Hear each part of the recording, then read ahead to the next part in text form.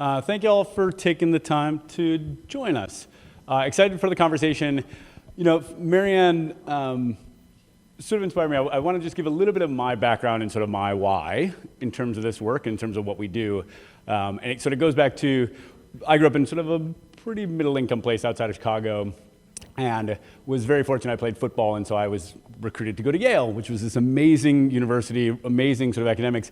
And I got there and basically almost failed out of school my freshman year, which was a really eye-opening experience because I did about an hour of homework a week when I was in high school because we just didn't do that much. And that showing up at a place like Yale where people were doing 3-hour problem sets on a nightly basis was a level of preparation I just was wholly unprepared for. And so that was really what got me initially into teacher education work and sort of doing some of the teacher prep program there. And then ultimately I had sort of a roundabout journey through the finance world where it's like the most soulless place on earth. And so I learned about what not to do in that sort of career path. And then ultimately ended up back in education, going through a master's program at Stanford in business school in education and in an MBA program. Really focused on education technology. And so I can talk a little bit about that. I was actually reminded of a bunch of that, sort of the work that we've done in the fact about 6 months ago in Pittsburgh, I live in Pittsburgh, we did a coordinated sort of executive in the classroom program where they took about 30 CEOs and sort of founders and different sort of executives across the Pittsburgh region, and you got to go shadow a student for a day. So if your city offers a shadow a student, I highly recommend it. In my case, I actually got to shadow a 5th grader named Terrell in Duquesne Elementary that had just come off the priority schools list. And so I got to sort of spend the entire day from the moment the first bell rang to breakfast all the way through the day with Terrell in his class. And in this class of 16 students, it was probably one of the most demoralizing experiences of my life. And I say that because watching a 5th grade student in a classroom where he's one of 6 boys, where 3 boys sleep the entire afternoon because they've been up till 3, 4 a.m. playing League of Legends, and where they just really aren't able to sort of keep it together, and where the teacher is sort of trying to do her best to sort of stick to the standards, and she is teaching scalene triangles, and I don't know what scalene triangles are, but she's teaching scalene triangles because that's what's in the lesson plan and that's what's in the unit for that day. It was a really hard experience, and it was an amazing reminder of why we're here, and that unfortunately, Terrell's prospects in life are not good at the moment, and he now has an iPad that by and large reads to him for most of the day, and he doesn't do a lot of reading himself because he can sort of have it do the reading, just with a touch of a button. And so it was really sort of a sharp reminder of why we're here and what the sort of potential impact we need to have on kids, because otherwise we're going to let an entire generation of kids like Terrell basically go. And so that's sort of the quick background. I thought it'd be helpful just to give a little bit of sort of our background from the Bloomboard side and just sort of our journey, and really talk about sort of the where we've come from, and really spend most of this session on everything we've learned. And so you'll see there's probably 10 slides in here that are just about the learnings that we've had in the process.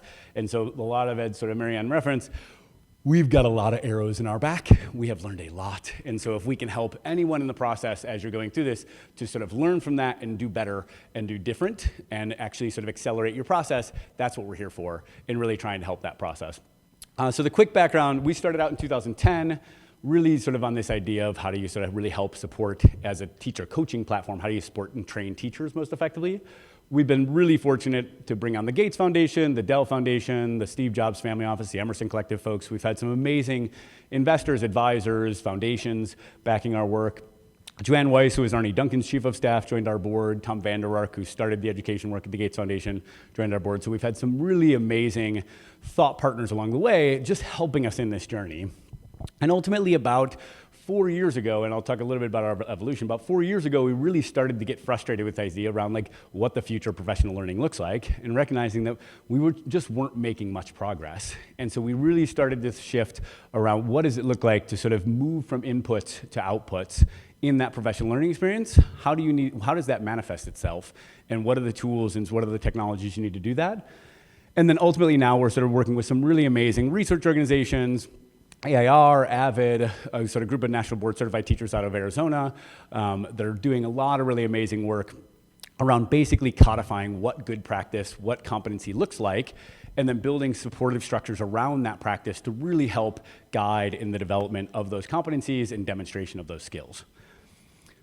I thought it'd be helpful to just start out, and so what's sort of fascinating, and I gave this presentation to the company a couple weeks ago, and it's sort of fascinating to think about, like, when we started out, so I was in grad school, I had no idea what starting a company was gonna be like. Turns out that's just a really painful road to go. Had no idea sort of what I was sort of looking down in terms of the barrel, in terms of the challenges ahead. But fundamentally, our sort of thesis was, we need to figure out ways and tools to create and scale the best instruction possible. And to Marianne's first point, right, we know teachers are the number one factor of outcomes for kids that we can influence in schools, and so we have to figure out how we can best scale and train that instruction. And so when we first launched, and again, this gives you sort of a brief history in time, when we first launched, Race to the Top had just started. And so it was this like really new thing. We hadn't really even thought about like data in terms of what teachers were doing in classrooms. And so when we first launched, we got a bunch of state contracts. We had been doing a lot of state level work around these observation evaluation sort of systems. And our lens was sort of, could we take that data and then just have a better way to provide feedback on that data for teachers in sort of a coaching practice mechanism? And that data was really the key. And by and large, what we found, unfortunately, was that basically observations are sort of useless. And the problem is that you have a really big inter-rater reliability factor, and there's a ton of externalities. This is now pretty well researched data that almost everybody is effective, which we know based on the student data is not actually sort of the reality of the system that we live in. But if you take a manager and have them be the observer and the evaluator of a teacher, there's a lot of conflicts of interest in that process. And so what you find is you get a lot of, in the back you probably can't see this, so there's a lot of 95, 98% effectiveness, sort of ratings across entire state populations, which is just not possible. And so it's a lot of the Lake Wabagon sort of reality, right? Everybody's average. Just not true. But the data systems and the incentive structures and the policy we built was really designed to sort of make this happen. And so ultimately, we looked at this data and we started to see, as we were doing a lot of these research projects with states, this is really a fundamental problem. We can't just rely on the data and observations to sort of solve this. And so what we ended up doing was saying, well, what if, let's not focus on the data, let's use that data, however fuzzy it is, to really focus on personalization. And if maybe the key to the future of professional learning, to really driving to strong instructional practice, maybe the key is if we really personalized options for PD. And so we actually built sort of the first Amazon marketplace for PD, and we partnered with a bunch of online course providers and a bunch of in-person course providers and a bunch of video libraries, and sort of anybody who had high quality, quote unquote, high quality content, we would partner with, we would bring you into our marketplace, and then the idea was just the way sort of we all love Amazon. I'm sure if we asked for how many Prime members are in this room, it's sort of scary. We said, well, what if we could really think about sort of building better algorithms and using the power of that data to personalize recommendations? And by and large, so we built that entire ecosystem. We gave teachers in our contract in Connecticut, we actually gave teachers across the entire state, about $1 million of teacher wallets. So they got $75 to $150 per teacher, and we couldn't even get teachers to actually spend the money, because what we found was, by and large, people are used to spending a ton of money on PD. And turns out, it's a really low bar. And the reality is that if you sort of think about the dollars that are spent, a lot of it just goes into this sort of abyss of, right, people going to conferences, not really knowing what the outcomes are, not really knowing sort of what impact is actually happening.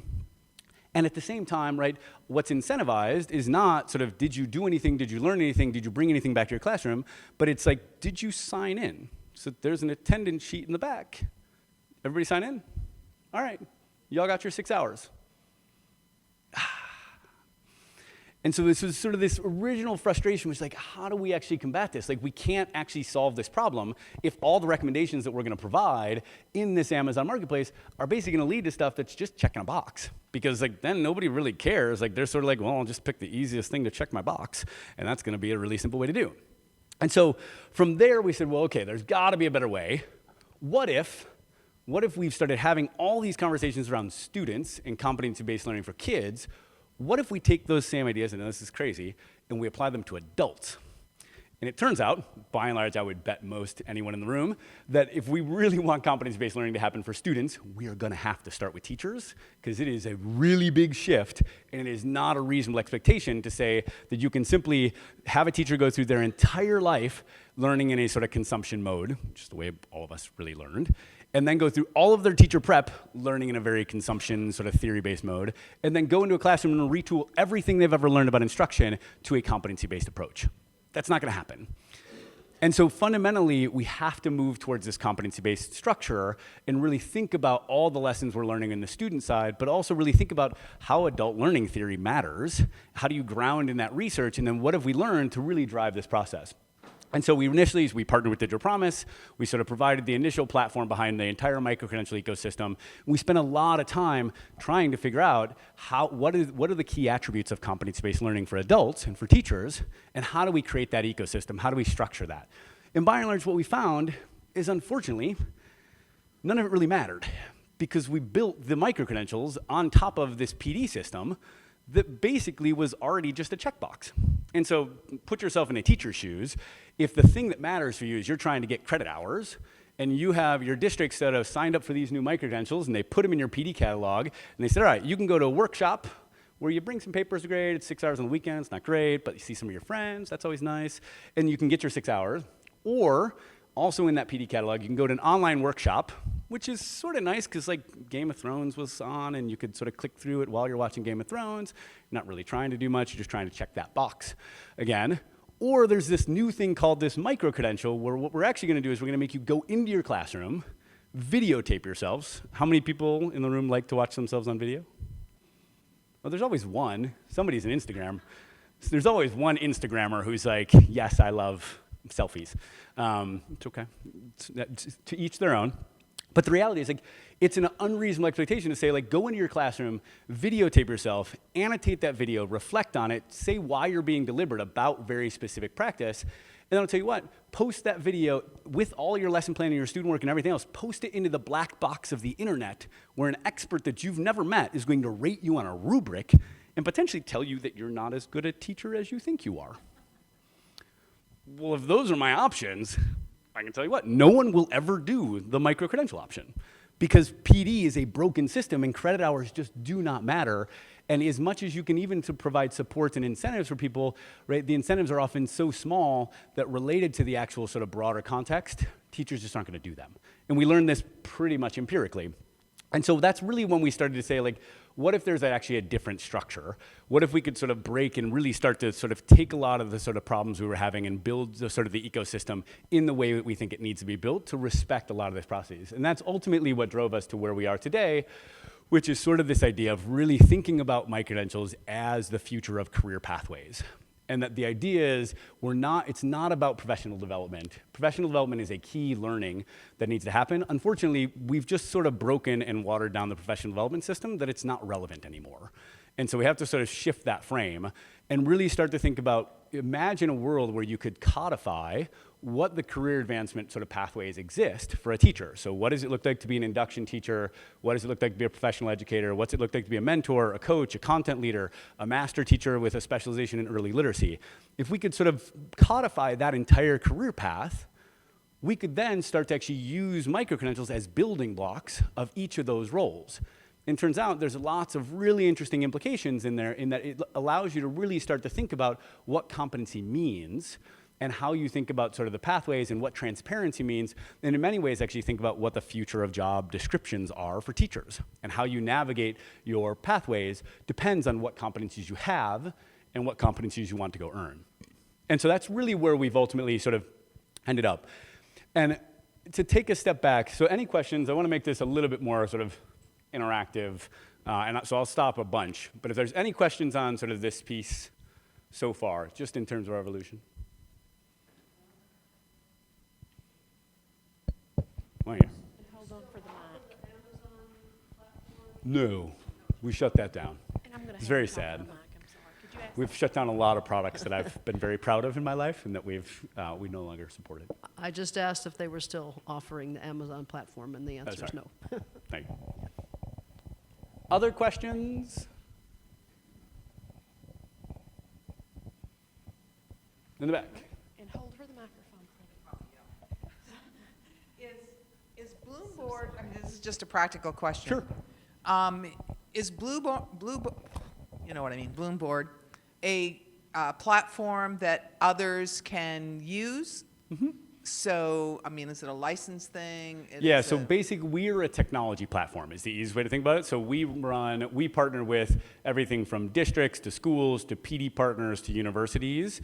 We help them build micro-credentials, and then we support all the infrastructure around that micro-credential process, around coaching supports, collaboration tools, sort of other ways to manage that process. We support that infrastructure. And then we'll talk a little bit about assessment in a bit. Often we are actually helping manage the reviewer infrastructure. So you can imagine if you're a university or a small PD shop trying to manage 1,000 micro-credential submissions inside of a week, which we saw in one of our contracts in Arkansas, that's going to be a problem. And so we build a lot of the infrastructure to help all the reviewer certification calibration. And then we actually have a staff of about 50 part-time reviewers, mostly national board certified teachers, that are providing the reviews as well for our partners. Thank you. Questions? Okay. So I thought this covers a little bit of the sort of the high level, but I thought it'd be helpful just to go a little bit through sort of generally the problem sets that we see and the way we've now started to think about sort of the underlying sort of actual solution to that problem. So first, again, I sort of can't impress upon this enough. PD is basically broken. And we know this we've looked at this data in every way you possibly can imagine. So if you look at the number of teachers still reporting in-service days and the general satisfaction rates associated with those in-service days, and then you actually ask teachers, obviously there's a big disconnect between the 84% of teachers going through this and the 20% satisfaction rates. What we found is that if you then actually ask teachers, what changed your practice? So where did an outcome actually really come from? By and large, teachers ignore everything on the left side of the page, which is where all their districts are spending all this time and billions of dollars of money. And generally, they walk to a teacher down the hall, and they ask about what they're doing, and then they use that and they incorporate it back in their classroom. And that's where they're sort of really changing practice and generating outcomes. And so that's a fascinating gap in that process.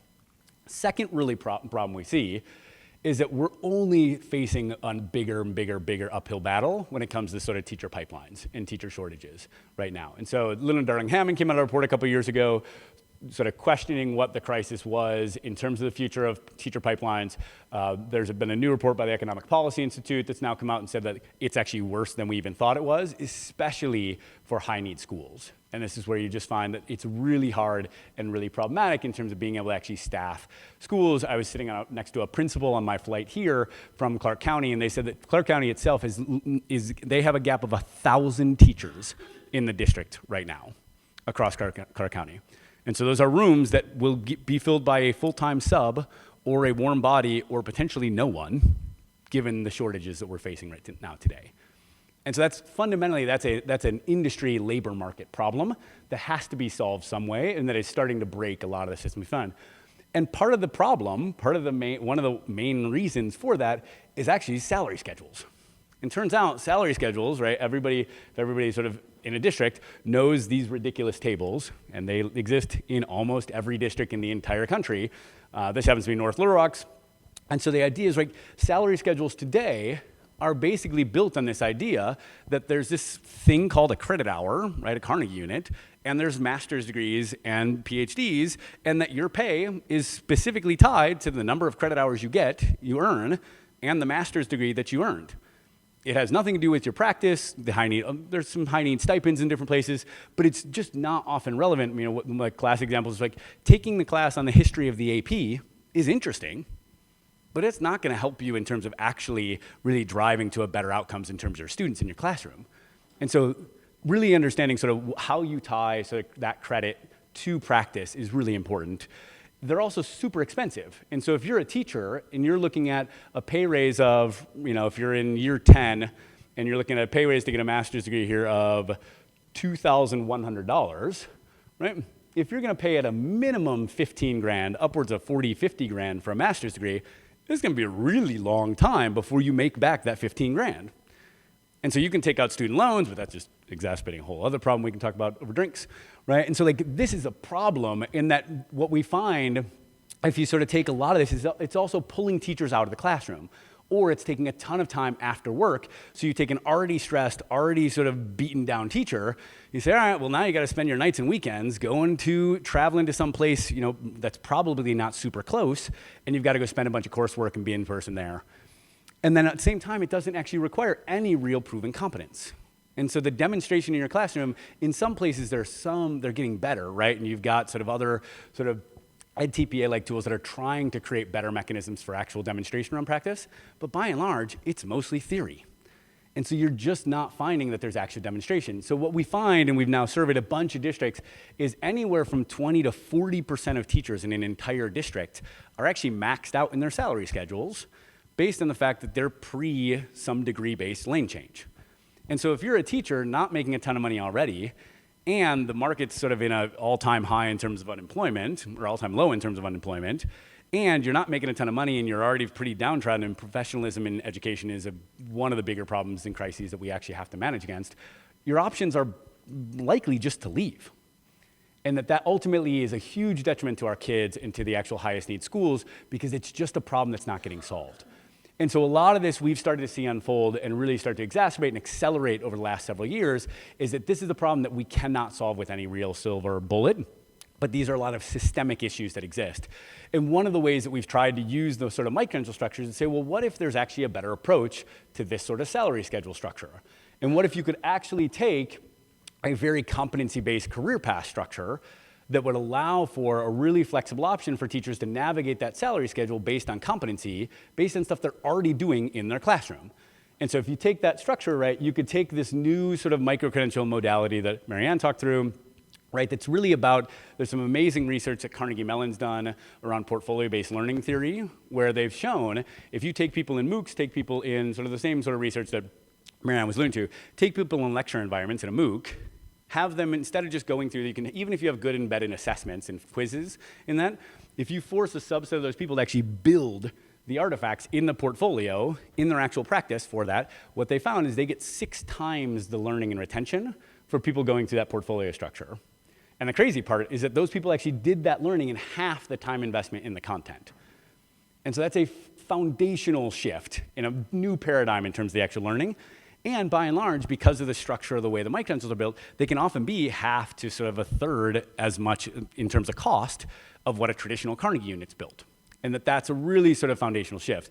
If you layer that new modality on top of a structure that actually allows districts to align it directly to their strategic plans, right? Now a superintendent can say, well, we're really working on data literacy. We're really working on personalized learning. We've got a new one-to-one initiative. You could actually pick out the competencies that matter most to your teachers in your district, and you could have those competencies be things that are defining how teachers are going through that process. And then if you could align that, now all of a sudden you've got really clear cross-department sort of collaboration and transparency, because the strategic plan is a strategic plan, and professional learning is linked to the competencies within that strategic plan. And that's a really interesting shift, and also allows for a ton more personalization within that set of options. And so if you take that alignment to that strategic plan structure, and then you organize it around the systems in place for career advancement, and you give teachers the ability to think about, okay, well, how does personalized learning, we're doing this with Charlotte-Mecklenburg right now. North Carolina has an amazing digital learning competencies that actually Marianne helped build, thank you, and doing a lot of really interesting work, right? They have an amazing mandate around digital learning competencies, but the digital learning competencies actually don't really fit anywhere in the strategic plan for Charlotte-Mecklenburg. And so the question is, how do you now embed that and link and say, well, what do we want mentors to be doing in our district?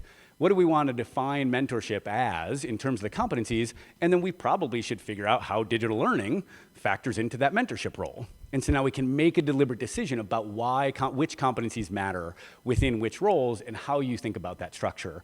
And that creates a ton of empowerment and a ton of transparency for teachers who, by and large, when you're starting your career, you don't really know where you want to go, right? You're not sure if you want to be a mentor, maybe you want to go down a content path, maybe you want to go be a specialist. You're not really sure, but if you had a much more transparent way, you're actually empowered to be and own that pathway, and you're not actually being forced to get out of the classroom, because we have this sort of third-year teacher growth problem where third-year teachers basically don't have any place to grow but out of the classroom. And if you're not a teacher who loves managing other teachers, which I can't blame you, right, or managing adults, which again, maybe even harder than teachers, But this idea that if you don't want to manage adults and you don't want to sort of be a leader, then you don't have any other place to go and you can't make more money.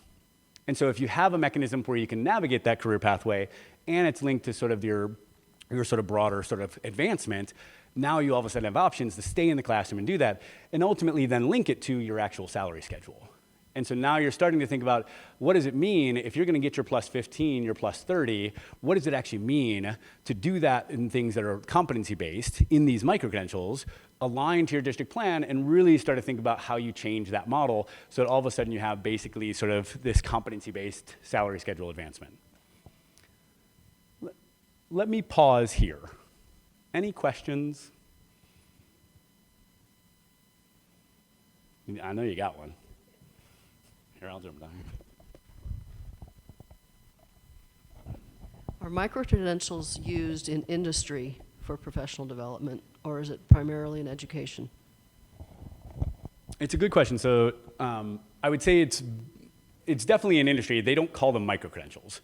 So if you think about what a traditional sort of certificate, right, in an industry endorsement, we're actually learning a lot. I'll talk about CTE in a second. We're learning a ton from the CTE world, where you have a set of industry endorsements that are basically hard certificates on what a welding certificate looks like, what a Microsoft certification looks like, and they're actually portfolios that people are building to earn those certificates. Turns out that doesn't exist in education right now, and so there's lots of interesting conversations around sort of how you map to that, but it's exactly very much the same model. Other questions? And I would actually argue, and this is sort of one of the trends we're seeing, is that really at the end of the day, the employers are what matter most in industry, right? And this is sort of a big problem in the higher ed space, and we see lots of sort of pressure on the higher ed world because employers continue to spend more and more energy trying to cut higher ed out of the system because they're not getting what they want. And the problem and the reason they're not getting what they want is because the people that they're employing aren't demonstrating the competencies that they need. And so employers are starting to just define their own competencies. Sort of the same way we're seeing districts define their own competencies for employment for teachers. And that's really the same analogy in that same structure. Other questions?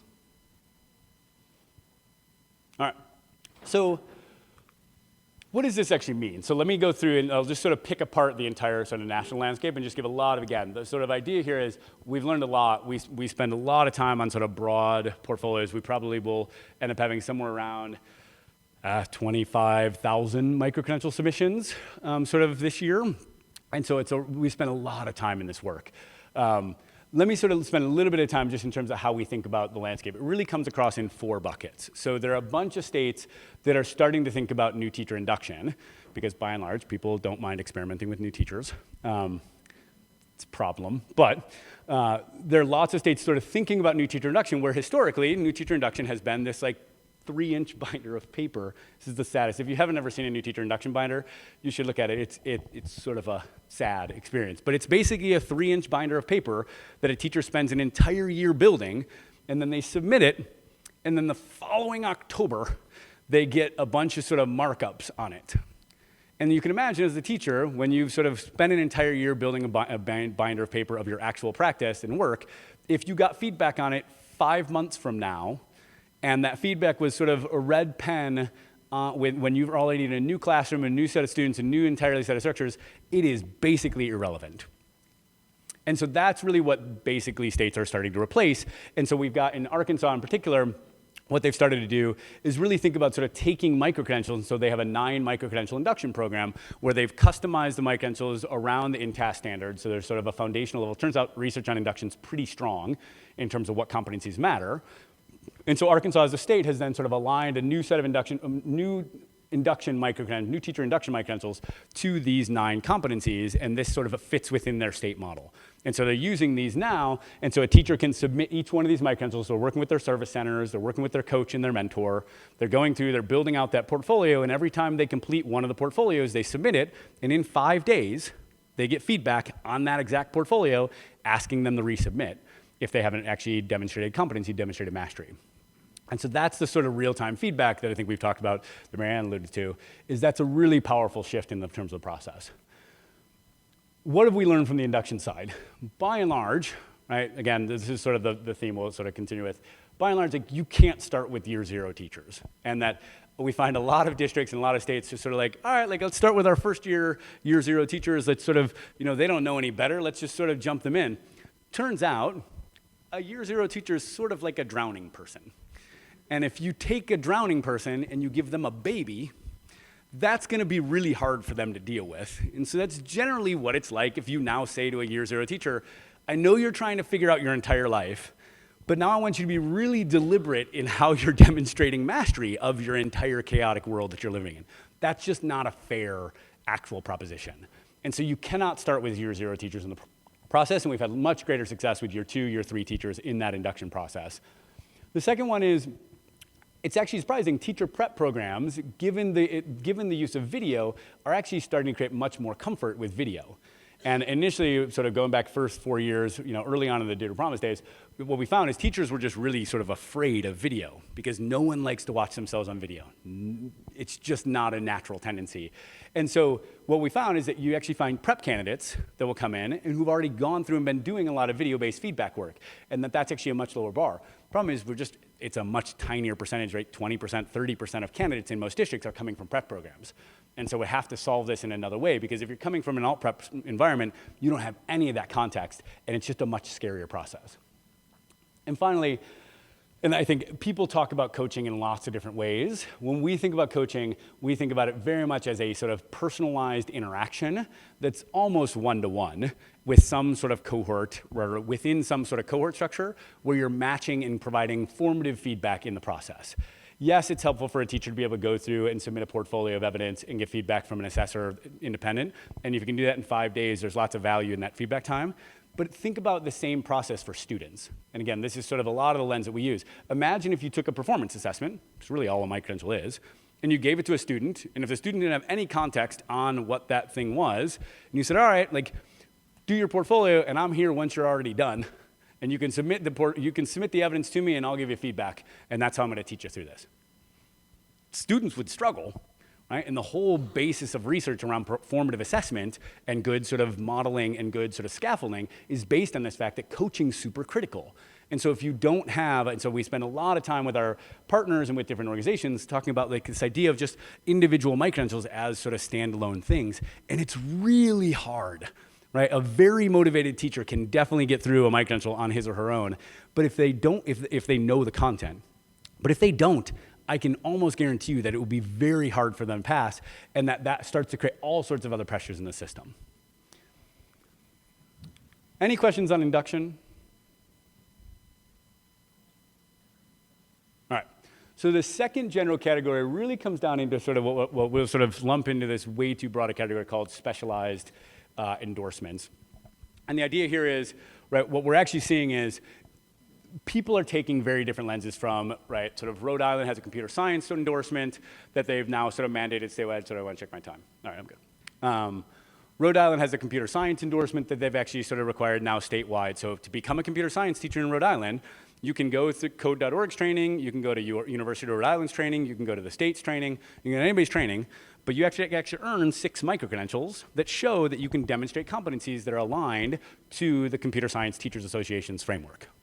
And so that's the way that they're controlling for what does it look like to do computational artifact, to teach computational artifacts at the secondary level, or at the AP level, or at the middle school level, or at the elementary school level. And so they're building out micro-credentials, and that micro-credentials is then becoming the mechanism for managing that certification. So it's the only pathway you can actually go through, which gives them a much more reliable bar in terms of that process. And so these are those micro-credentials around the Rhode Island work. In Florida, we're seeing a lot of sort of school choice programs. So Florida has a massive school choice initiative. About $600 million go through school choice funding alone. And so the Step Up for Students that manages most of those funds, they've now started to create a school level endorsement. And so they're thinking about, what do we want leadership teams in a collaborative leadership setting? What do we want those leadership teams and those principals to be demonstrating in terms of competencies with their schools? And so we've got sort of so they've got 5 micro-credentials they've aligned across the PESEL standards. So we have a whole honeycomb around PESEL. That's built out for that. And then they actually have the ability to choose and personalize what mission, vision, and value competencies they want to demonstrate within that broader structure. In Tennessee, we also have a school designation around the STEM endorsements. So they've got a whole STEM designation that they're doing. The governor's handing out sort of the certificates that show that you've been able to go through not only an application process to become a STEM school, but that they're actually managing sort of competencies at that school level that they can show that they've actually demonstrated practice in those competencies. And there are tendencies also working on an RTI, response intervention, sort of endorsement as well, to really sort of understand what does it mean to sort of really unpack and dig into student interventions? How do you do that effectively? And so this range is really sort of across the board, right? Texas actually has new legislation called HB 2424, if you love reading policy documents. It's riveting. It's only about a page long. That basically allows for micro-credentials for all career pathways, for all licensure pathways in Texas. And so TEA is now sort of digging into what that actually looks like. And so what have we learned from this category of sort of the specializations that exist? By and large, right, content matters. And this is not surprising to any of the sort of the ed researchers, right? Content matters a lot because it's really nuanced. And what I think we first thought when we first launched the micro-credentials, we were very much in this camp early on in this idea that you can separate earning from learning. Right? And that there's this idea that if you build the portfolio will actually sort of provide the earning structure and then let people figure out the actual learning side. And I would say pretty definitively, we were wrong. You can't actually remove or sort of divide learning from earning because they're really inextricably connected in the ways that you navigate the process. And so I'll show you a little bit when we get to the end here how we've started to embed that learning experience into the micro-credential design because it's really important. Because if you just are trying to build a portfolio, you may miss the fact that there's learning to be done at all in the process. Second big learning, and especially this comes up, it's, when we're thinking about the INTAS standards, by and large, right, there are lots of great educators who really understand the INTAS standards or the PESOL standards, or the NEA teacher leader competencies, right, and you can build broad-based sort of honeycombs aligned to industry standards. What we know is that the moment you start to get into anything specific, writing micro-credentials is really hard. And if you've asked anybody who's actually written good assessments in their career, they will tell you the same thing. It turns out writing assessments and trying to predict how someone is going to infer what actions and what portfolios and what artifacts demonstrate what skills based on a rubric, that's a really hard, very nuanced process that requires a ton of iteration. And so we used to do sort of iterations and sort of micro-credential sort of review at 50 micro-credential submissions. Now we do it at 10 and then 50 and then 100 because it turns out you have to have fast iteration in the process because you really requires that because you're gonna miss a lot. And regardless, I sort of tell our content team, it's one of the things that we get to sort of take solace in, right? Whenever we build micro-credentials or work with partners to build micro-credentials, we're always wrong. That makes it pretty easy, right? Because you know that when you get your first 10 submissions, you're gonna see exactly what happened, and you're gonna say, oh, I wouldn't have read that way. Got it, let me fix that. Let's go back through that process. And so iteration becomes really important in that process. And then in the specialization side, we find is basically incentives reign supreme. And if you give people good incentives, like Rhode Island, to actually earn the micro-credential that are structured in the way that they do that, right, they're gonna do that. If you don't give people good incentives, you can create all the cultural competency endorsements you want. If they don't matter, or if they're not tied to some policy or tied to some salary schedule, no one's gonna do them. Because again, same reason we talked about in terms of the PD model. And then ultimately, what we have found, and this is certainly, I think, a big implication, unfortunately, for the higher ed folks, which is comp policy today is not really built for competency. And we talked to a lot of our higher ed partners are struggling with this idea of how do you navigate sort of actual accreditation when by and large a lot of accreditation is based on time and not really based on competency. And so if you go to CAPE and you say, well, but look at all the demonstration that are happening, they'll say, how much time did that take them? And you say, well, that's an interesting question, but look at all the demonstration that they're doing. You say, well, how much time did it take them? And so it's a really hard sort of disconnect in the policy world right now in that most of the standards that exist are really broad and very time-bound, and it makes it really hard to sort of map these existing systems. Any questions on the specialization side? Yeah, if you go back to Rhode Island, you were talking about the differentiation. How many hours are how many hours are typically involved to get like a certain number of credits? And so are there different hours depending on the level? Great question. So it actually links to the question that the woman asked in the main session around standardization. So one of the things we learned, and when we sort of brought everything under this sort of our own umbrella, one of the things we were very deliberate about is that all micro-credentials in our world are one Carnegie unit. And so when we work with partners to design micro-credentials, they're all one Carnegie unit. When we work with startup partners and we work with missions, like every micro-credential that exists and that we will ever work with in any context will always be one Carnegie unit. Because by and large, the systems are built on a Carnegie unit structure, and that there is a good, right, if it's 15 hours, that's super fuzzy, and I sort of loathe the, like, how long does a micro-credential take? Because like that Carnegie unit, that demonstration of that one competency, if you take the Carnegie unit structure and you take the broader INTAS framework and the PESEL standards, what we've now been able to do is sort of triangulate the general size of a competency, and that we can then make all of those the exact same grain size so that it fits into the broader state policy and the broader landscape much more effectively. Any questions there? 15 minutes, okay. I'm on time.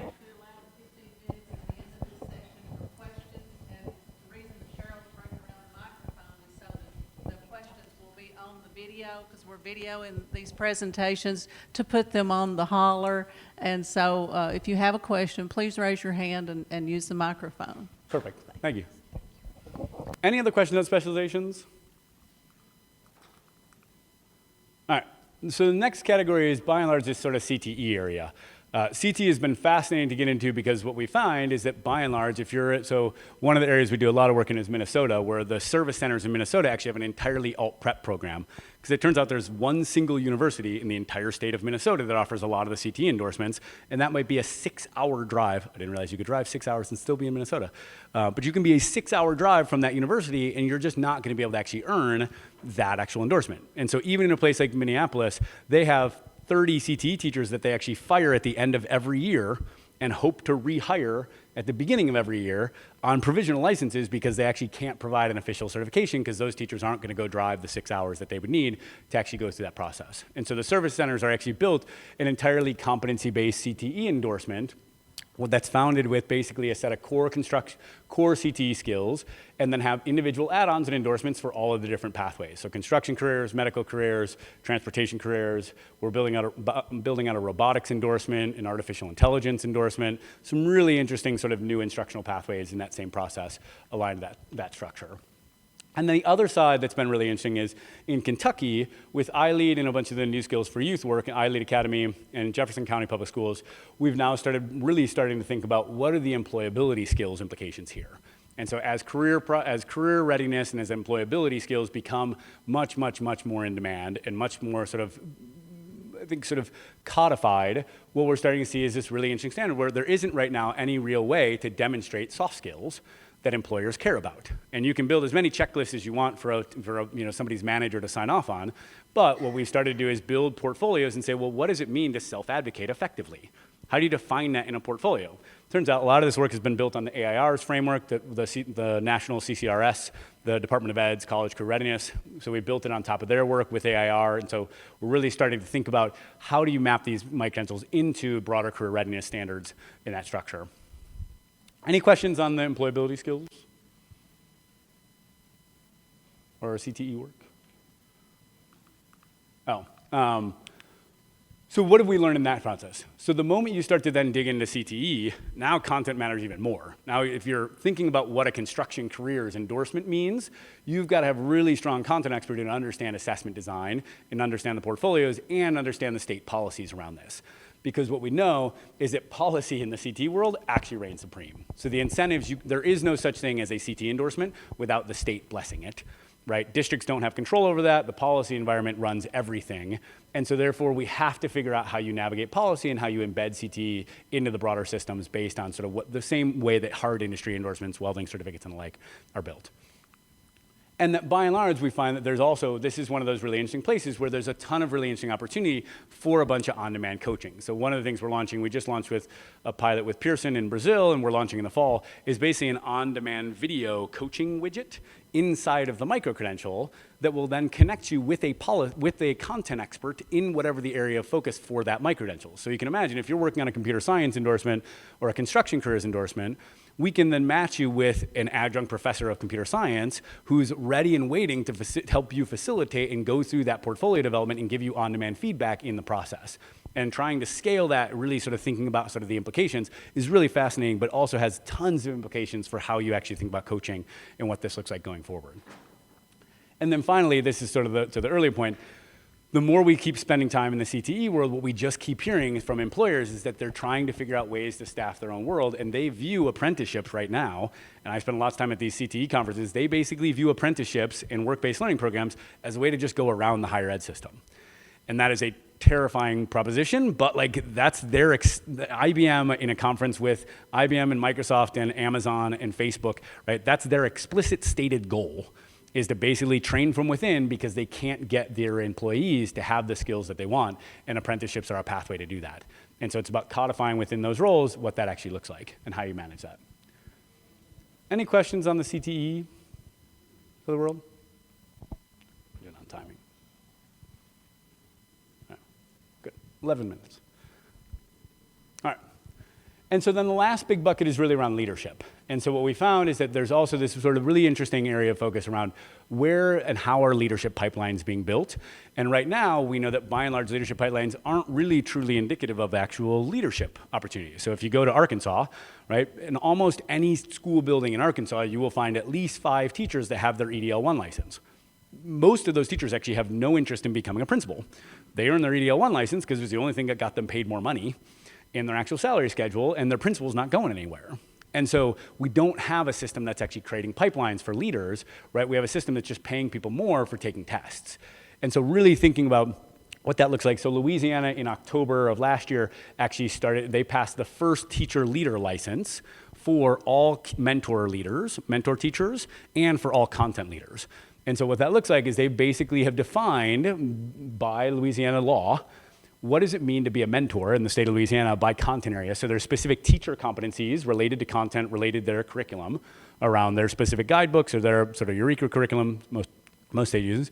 And then there's foundational competencies really around mentoring in that process. And so it is now required, if you're gonna mentor anyone that's a student teacher, you actually have to have this license, and you have to demonstrate the competencies that show that you know what mentoring to improve classroom management looks like with your mentee. They've also then defined what content leaders look like. So there's a bunch of really interesting work around sort of what does it mean to go deeper into content, and then what are the actual sort of PD delivery adult group learning competencies that matter to facilitate content instruction. And so they've defined those in competencies. And the fascinating part so now is they've built out teacher, leader, and mentor competencies. They're now scaffolding that into a new EDL1 license that will launch in the fall that's basically a scaffolded version of a principal license that says you can't become a principal or an assistant principal, right, going through in the future in Louisiana without embedding equity, without showing in a portfolio how you embed equity in your school culture. And that they want every single assistant principal in the state to be able to go through that process. It's a really interesting, fascinating shift. So what have we learned from the leadership side? So by and large, PESL turns out is really broad. And as broad as INTASC is, PESL is even broader and less well-defined. And so we spend a lot of work with a lot of partners and consultants and designers on sort of how you define those competencies. And at the end of the day, by and large, principals have even less reason or incentive or time to engage in an actual sort of professional learning environment. So they're often a sort of ignored class of sort of employees in a school district, and that they just don't have time to do this. And so trying to figure out ways you can manage that are really important. And that often what we find for principals is that it's often a mind shift game. And it may be sort of related to the fact that these are people sort of, who are sort of, definitely sort of not super technology savvy at their core, right? They're sort of in the sort of not digital native world. But what we find is there's this massive mind shift as to what PD was and always has been. And then how do you actually change minds? So one of the things we do in almost all of our implementations is we do this introducing your best self micro-credential. And it's an hour-long micro-credential that I sort of recommend anybody. We've had our whole team do it. We have all of our partners, all the way sort of our district leaders. And the idea is that introducing yourself is actually sort of a mini competency. And there's a bunch of research that shows how you can introduce yourself, and based on the research, how you can build more empathy, build more create vulnerability, and actually build better opportunities to connect with people if you introduce yourself with something that's more than just your name and title. And so what we do is we go through and you analyze what that research says, then you design a script to introduce yourself. And so we have everybody in the room, they partner up, and you sort of look at the rubric that's sort of for that, and you look at your design, and you rate yourself on the rubric, and you hand it to your partner. You go through the process, and then everybody in the room has to take out their phone and videotape themselves doing their introduction. And what you find is in this room, everybody just freezes. And people are like, but I was going to a bathroom. I'm the superintendent. I don't need to be in here. Like, we don't have to do this. And what's fascinating is like the moment you make people take out their phone and videotape themselves, all of a sudden the stakes go through the roof. Even if it's something that you're an expert on, which is yourself and your own introduction. And that's the sort of mind shift. So we have people go through that process. They document it. They give feedback. And then we actually have people reflect. And what's amazing is you get this mindset shift. We did this in Charlotte-Mecklenburg with a bunch of their leadership team. And we had people say, look, I've worked with this person for 3 years. This is the most I've ever actually known or engaged with them on anything meaningful in our entire career together. And that's the sort of mindset. If we can show that's the power of the micro-credentialing process and this portfolio development process, that's the really exciting potential in the work. And so let me sort of finish off here. And we're sort of a little time. I'm glad this worked out almost perfectly, timing-wise. Let me sort of just go through the sort of final thoughts. What have we learned in the process?